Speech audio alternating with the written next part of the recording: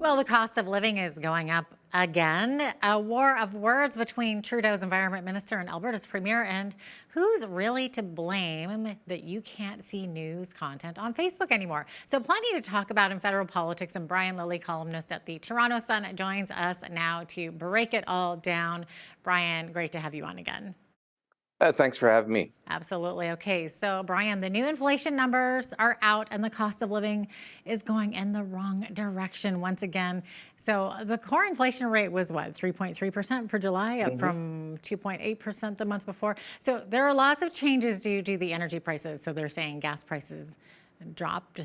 They brought down inflation, but electricity, especially in Alberta, drove up inflation. So, what is this pointing to? Oh, everyone's blaming Alberta for the inflation right now. 127% rise in electricity prices, Jeanette. What are you guys doing out there? I know. I mean, this is, in all seriousness, it's a big issue for Alberta households, but it also does boost the inflation rate. But that's not all. I mean, inflation is measured in several different ways, and you'll hear month to month increases or decreases. You'll hear year over year. So yeah, compared to a year ago, electricity prices up 127% in Alberta. That's a big factor. Now, some people watching might be saying, well, wait a minute, gas prices didn't fall. They're up from compared to a couple of weeks ago. That's because just over a year ago, in June 2022, the cross Canada average price of a liter of gas in that month was $2.07. You guys, you're in Alberta, you're always luckier. It's a bit less, but it was still a buck 89. I don't know if you remember those bad old days. Well, now across the country, it's dropped to about a buck 60 for the national average in the month of July 2023, and it has dropped to about a buck 37, buck 41, depending on which part of Alberta you're in. That's for last month. I don't know about you, but gas prices have been creeping up the past few weeks. So it's kind of, they're comparing it to last year. And so they say gas prices are coming down, but compared to a few weeks ago or a month ago, it's going to change. There will be a big spike in inflation, in my view, when the August numbers come out a month from now, because in August of 2022, gas plummeted, went way back down to a normal range, and now it's creeping back up. So you're going to see that year over year change. But that's just gas and electricity. If you take out the energy changes nationally, StatsCan says inflation would be over 4%. And that's because of other things rising, like food. Food, people will say, well, food inflation's going down. It's only 8.5% instead of 9.1. Okay, so in July 2023, you only paid 8.5% more for food than you did the year earlier, compared to 9.1% the year before. It's still bad, okay? There have been some fluctuations. They do notice or note that the price of grapes was down dramatically in July. I actually noticed that in my local grocery store. We eat a lot of grapes in my household. Going in and wow, those are on sale. I'll buy those. But overall, food prices are still going up. Housing prices still going up. These are the things that are hurting Canadians the most. And so, yeah, there's a lot of confusion around inflation right now. But bottom line, the Liberal government tried running a victory lap last month. They really shouldn't have done that. Anybody with any common sense would have told them this, last month it was big drop in gas prices. It's going to go back up. It'll go back up again next month. And the Bank of Canada is going to keep raising interest rates trying to fight it. Oh, not good times at all. Okay, so one of the things that economists have said is that it's contributed to inflation is the rising government spending by the Trudeau Liberals in Ottawa, right? So do you think that it's a coincidence that the Trudeau government leaked a memo about cutting spending just as the inflation numbers were coming out? Not at all. The only question I have is, was it the Prime Minister's office that called for the leak to go out, or was it Anita Anand, who's now the president of the Treasury Board? And while everyone looks at the finance minister as the person who decides where to spend the money, the Treasury Board, that president, that's the person who pulls the purse strings in and says, hey, wait a minute, we need you to pull back a little bit. So she has put out a memo to her ministerial colleague saying, by October 2nd, we need to find $15 billion in savings. That may sound like a lot, but not to this government. That's how much spending has gone up. So I applaud them if they can do it. It will help. You've seen the numbers. Under the Trudeau Liberals, the number of civil servants has gone up by almost 100,000. It's between 95 and 100,000 people, more people since 2015.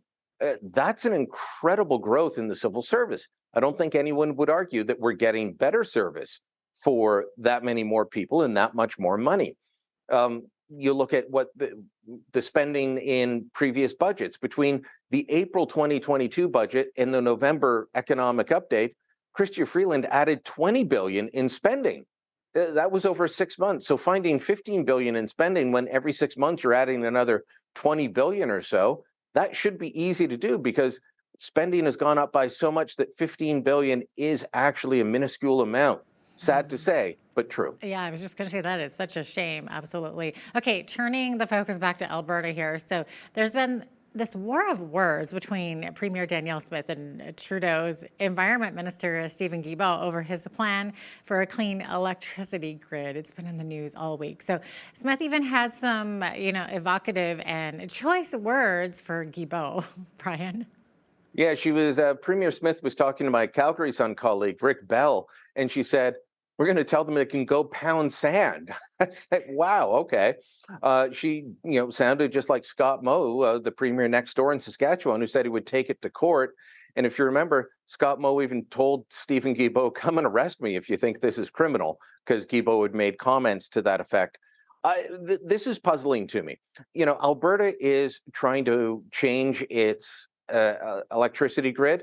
We all know that. There's been a big move on solar, a big drop in the amount of coal, increase in natural gas, which is a cleaner burning fossil fuel. So all these things happening, and yeah, there's a pause right now on new wind and solar projects, but that makes sense given the reasons that Premier Smith has put forward. But she's not unwilling to work to say, you know what, we still need power, but we need to do it in a more environmentally sustainable way. Stephen Guilbeault, you will note, made this announcement in Toronto. He made it in Ontario, steps from where I'm sitting now. And Ontario is one of the provinces that has one of the cleanest grids going. You keep hearing the statistics. 85% of Canada's electrical grid is green or renewable or some type of clean fuel. In Ontario, it's about 50% nuclear. And then we've got a large, hydroelectricity. You guys don't have that. You do not have hydroelectricity capacity the way we do in Eastern Canada or in British Columbia. Neither does Saskatchewan. So they want to get that extra 15% to be clean, but that's 15% is disproportionately in Alberta and Saskatchewan. And rather than working with those two provinces, with those premiers, he's going around poking them in the eye. Electricity generation is clearly a provincial responsibility. I mentioned earlier Scott Moe's comment of come and arrest me. Yeah. That may end up happening because one of the ways they're looking at doing this so that it is the federal government can claim jurisdiction is using the criminal code to make it illegal to use these fossil fuels that they want to get rid of or use them without carbon capture and storage. And at that point, the courts would have to balance between the constitutional right of all provinces to generate electricity how they see fit versus the federal government using another head of power to claim precedence over that. It could get very messy, and there's no reason for it to get messy. But this is Stephen Guilbeault. He has a religion, and he wants to convert you to it, and it's the green religion, and he will accept no heresy. Oh, wow. That sounds, it sounds like it could get ugly there. Okay, so speaking of Premier Smith, so there's been constant pressure on her to blame the province's wildfire season on climate change. And so her, now her comments that they're mostly human caused are considered controversial. So what's behind this, Brian?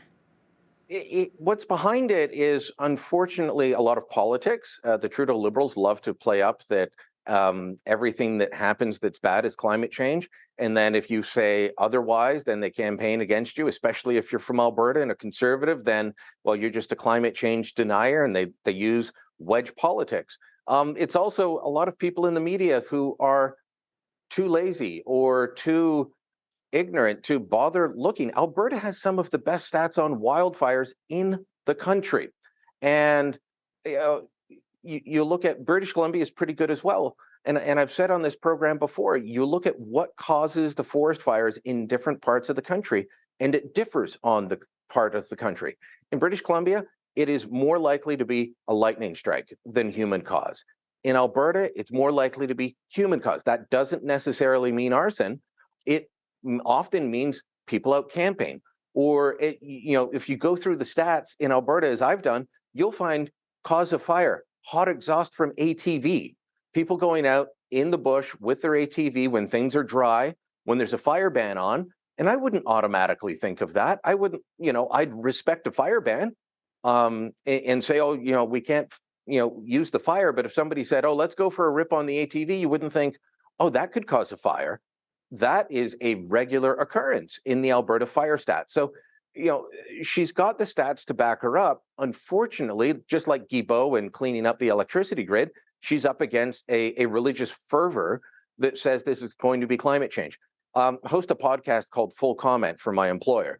And I interviewed a gentleman named Ken Green from the Fraser Institute. And he says, yeah, climate change is real. Climate change is happening. There's a bit of a base increase that will contribute to a degree towards forest fires, but there's no concrete proof that this year it's bad because of climate change. He said, you look at the stats, we're having a really bad year this year. It's going to burn up all the underbrush. It's going to burn up all the available fuel. Next year, it'll likely go down. And when you look at the stats over the years, when you have a really bad year one year, you have a really good year the next. We had 2 years in a row across Canada of very few forest fires. This year, things are, off the charts, sure. But are you going to say every one of these fires is due to climate change?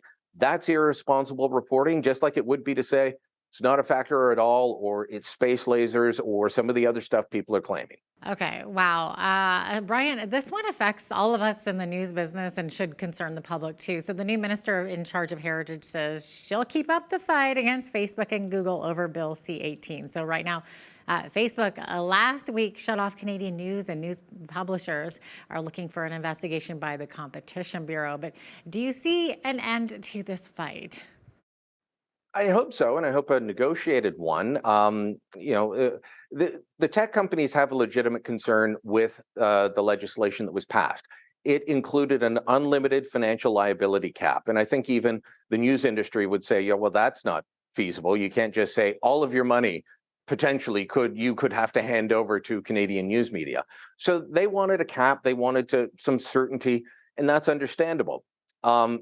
Google has been willing to negotiate, play ball, has signed contracts with, even before C-18 came out, with news publishers. Facebook has been a bit more obstinate. And around the world, whether it's Australia, France, the US, the UK, all of these countries are coming out with similar legislation.